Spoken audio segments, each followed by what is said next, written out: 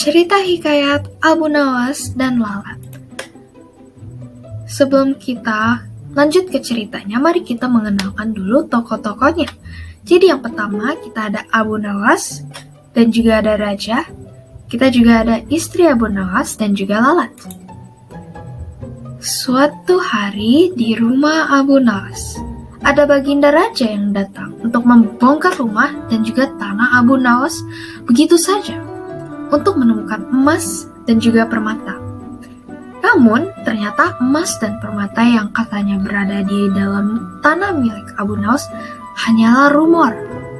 Setelah tidak menemukan emas dan permata, baginda raja pun pergi.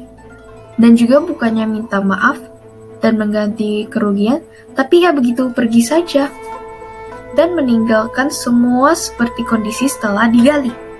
Abu Nawas pun marah dan ingin balas dendam.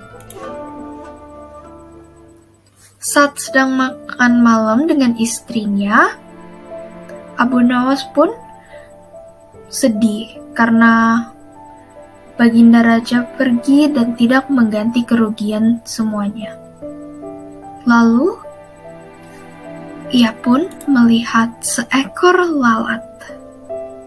Dan dia pun tertawa karena menemukan ide untuk balas dendam. Lalu, kepada baginda raja, Abu Nawas pun mengaku hendak melaporkan perlakuan tamu yang tidak diundang.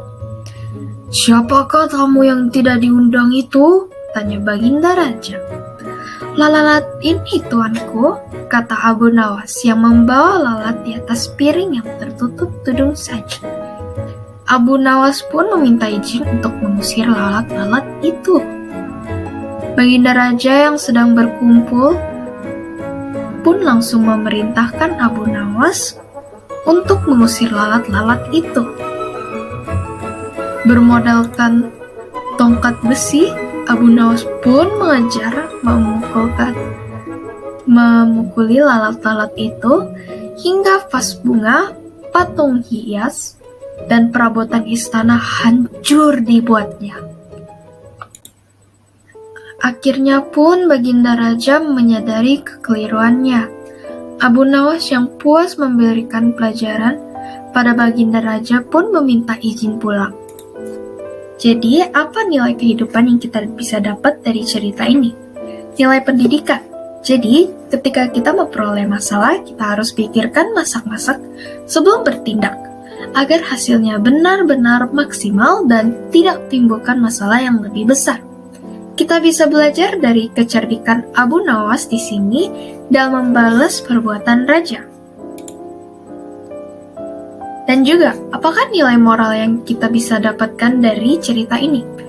Nilai moral yang kita bisa dapatkan di cerita ini adalah kita harus bisa berpikir semua konsekuensi sebelum bertindak, dan juga kita harus bisa belajar sopan santun. Karena dengan kita menjadi sopan santun, kita bisa dihargai banyak orang dan tidak dijadikan musuh mereka. Terima kasih.